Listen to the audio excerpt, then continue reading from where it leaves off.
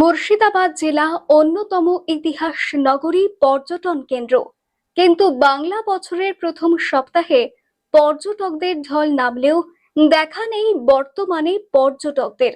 কারণ মুর্শিদাবাদে এখন অস্থির পরিস্থিতি তৈরি হয়েছে। একের পর এক হোটেল বুকিং বন্ধ হচ্ছে। কোভিড মহামারী, এমনকি 2019 সালের সিএএ এনআরসিসির মতো পর্যটক শূন্য ছিল মুর্শিদাবাদে, যা আবারও একই চিত্র বর্তমান সময়।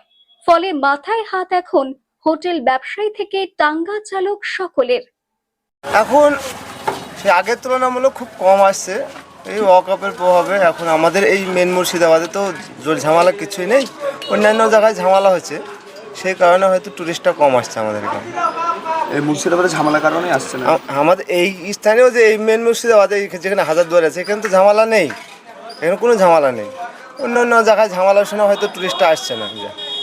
মুর্শিদাবাদ যে নামটা শুনলেই চোখের উপর ভেসে ওঠে হাজারদুয়ারি, এমনকি ইতিহাসের বহু নিদর্শন। কিন্তু কয়েকদিন ধরে মুর্শিদাবাদ আজ উত্তপ্ত। ফলে ভালো নেই মুর্শিদাবাদ, আর যার কোপ এসে পড়ল অর্থনীতিতে। পর্যটকদের পদচারণায় একসময় মুখরিত নবাবনগরী মুর্শিদাবাদ আজ কার্যত জনশূন্য। হাজারদুয়ারি, কাটরা মসজিদ, কাঠগোলা প্রাসাদ সবকিছুই যেন থমকে গেছে। আর তার জেরে বিপাকে পড়েছেন গাইড, হোটেল ব্যবসায়ী, টোটো, টাঙ্গা চালক সহ ছোটখাটো দোকানদাররা। অনেক কমে গেছে, মুর্শিদাবাদের লোক কমে গেছে, চারিদিকে গন্ডগোল হইচই চারিদিকে। আদৌ কি মুর্শিদাবাদে গন্ডগোল চলছে? মুর্শিদাবাদে আমাদের এই প্রপার দিকে নাই, জঙ্গিপুর ধুলডান দিকে গন্ডগোল চলছে, বা খবর শুনছি, মোবাইলে দেখছি আমরা, সেই কারণে পর্যটক আসছে। কমে গেছে। ব্যবসায়ীদের অভিযোগ, জেলার একাংশে ওয়াকফ আইন ঘিরে তৈরি হওয়া অস্থিরতার ফলে পর্যটকদের আগমন বন্ধ হয়ে গিয়েছে।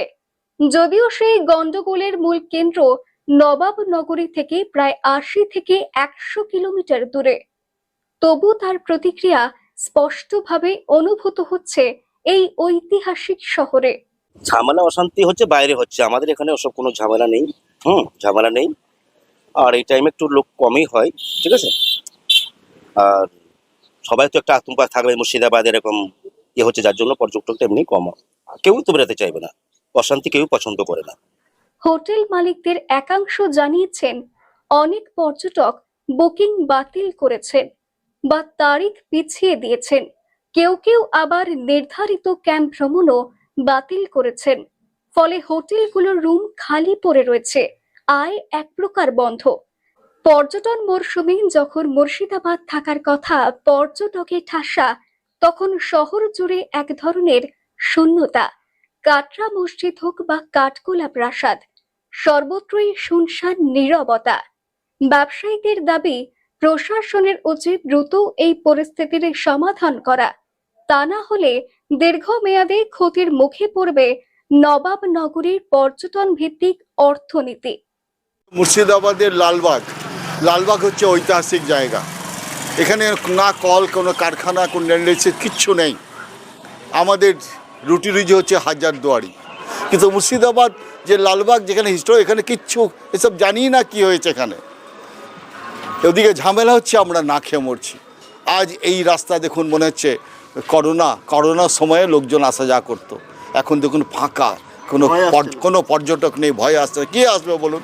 মুর্শিদাবাদ থেকে কৌশিক অধিকারীর রিপোর্ট, লোকাল 18 বাংলা।